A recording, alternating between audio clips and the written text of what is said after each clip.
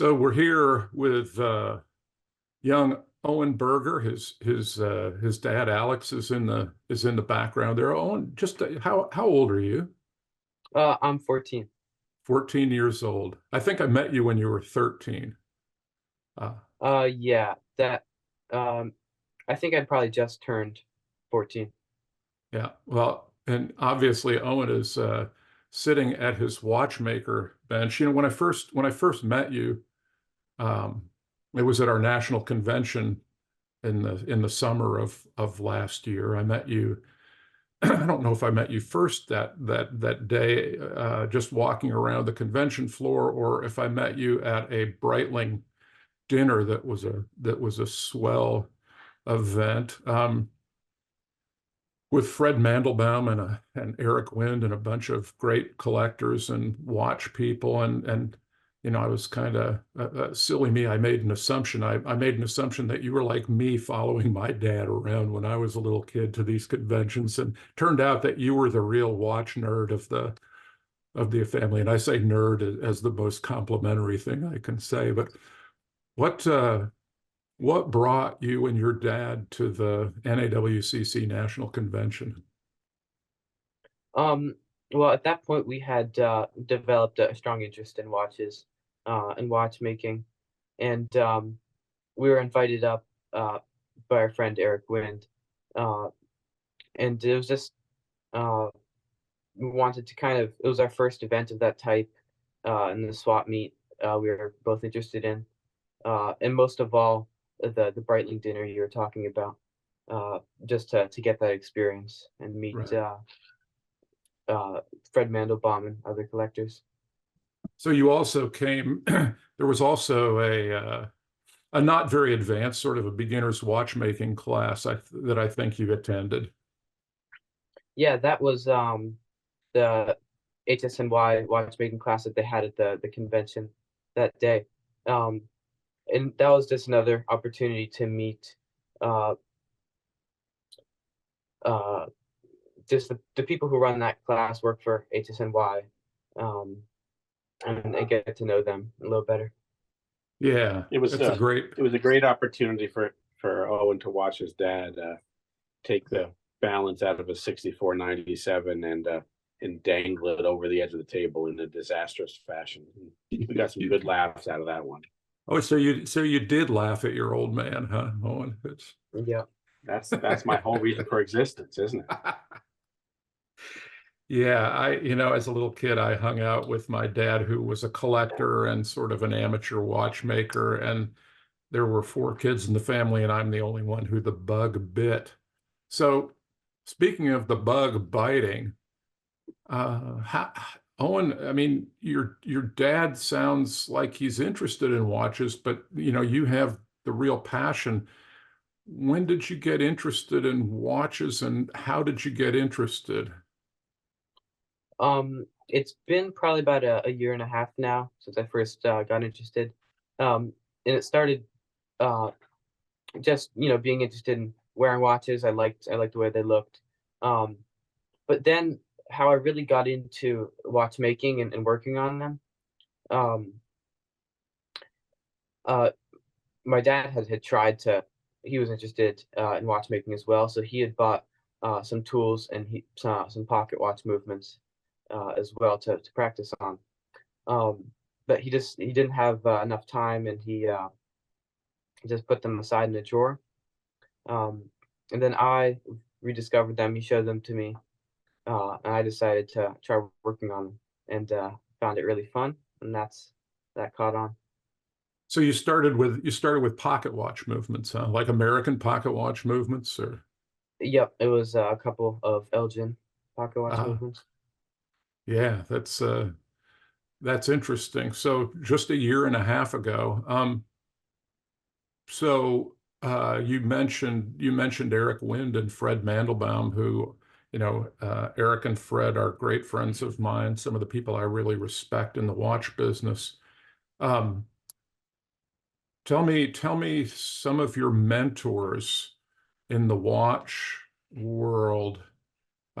People who have supported you along the way. Um, Yeah, definitely the main one has been Eric Wind. I met him pretty much exactly a year ago on winter break last year, um, when I went down to Florida and met with him. And he said, you know, if you learn how to fix these watches specifically, they are Vulcan crickets. Um, he said, I'll send you some to work on for me.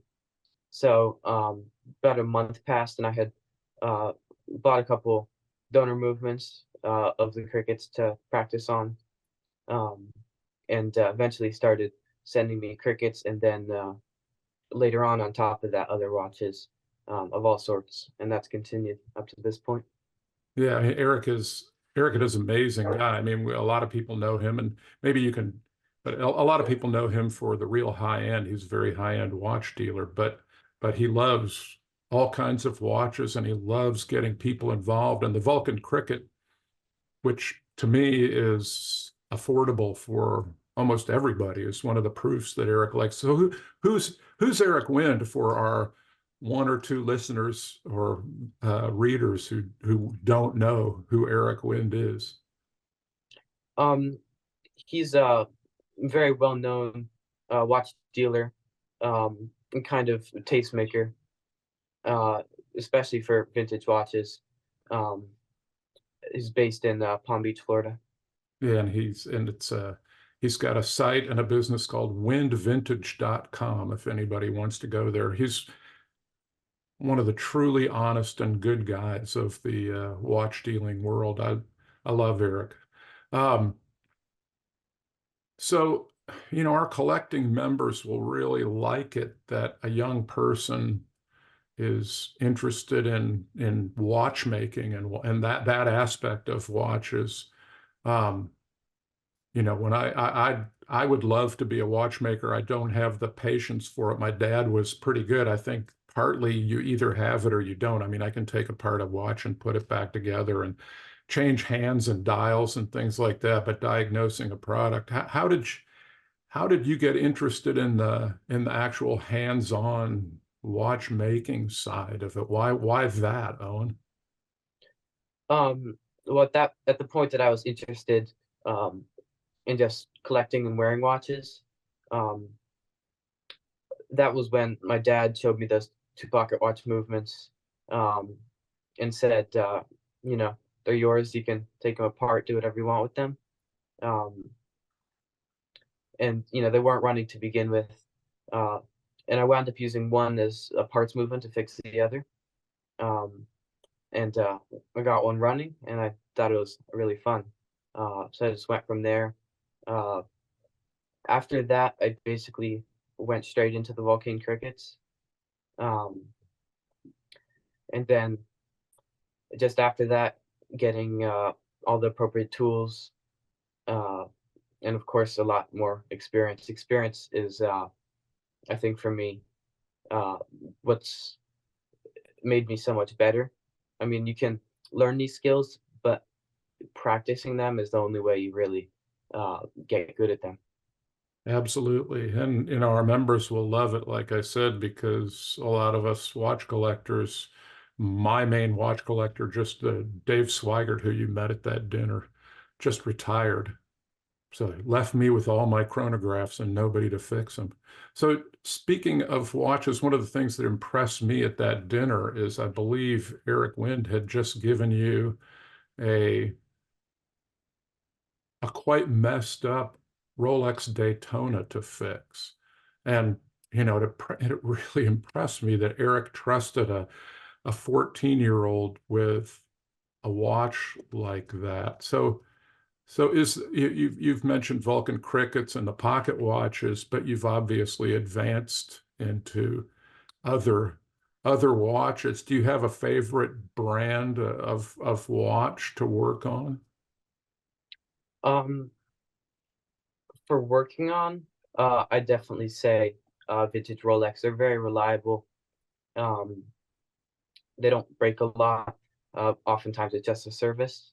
Um, and I don't think I've ever had one like after service. You know, if there's a broken part, I replaced it. but I don't think I've ever had one giving me trouble after service. Huh.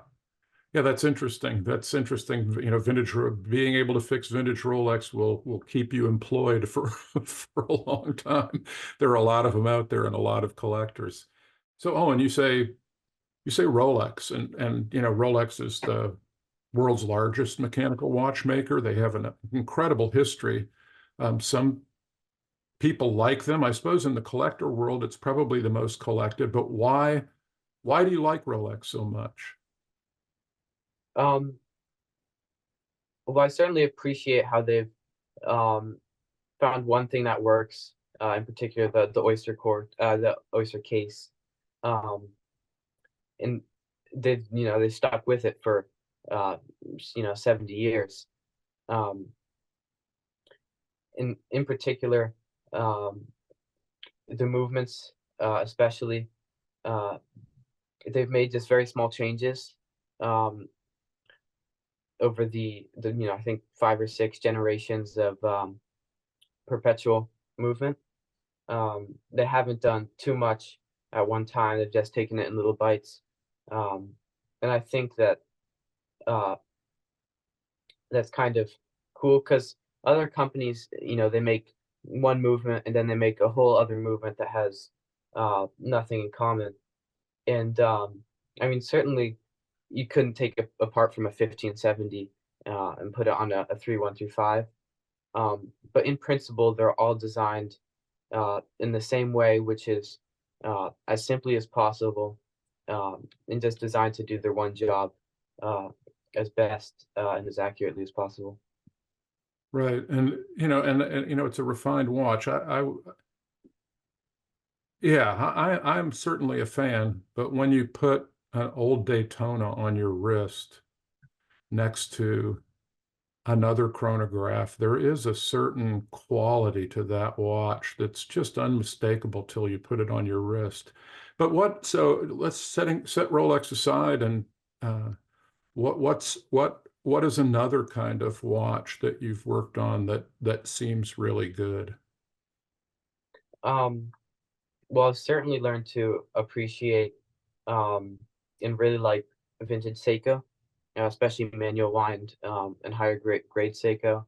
Um, Kind of the same thing with Rolex. They're tool watches and they're built for a purpose. And in some cases, like this watch, which is what I wear every single day, it's a Seiko Lord Marvel Right. 36,000. Great Um, watch. they do get quite refined. Um, and I really like this watch. It's probably one of my favorites in my collection. Um, and obviously, it's a very simple watch, just time only, steel case, but it's very versatile. It's pretty durable. And it's also very accurate. It's the most accurate watch I own. Um, Oh, and uh, do you think that a watch, let's go back to the Rolex thing. Do you think that a watch should beat as fast as 36,000? You know, when Rolex put the Zenith El Primero movements in their Daytonas, they slowed them down to 28.8. um, yeah, I certainly part of what drew me to this watch was its high beat. Um, I think it's pretty cool having that this move seconds hand.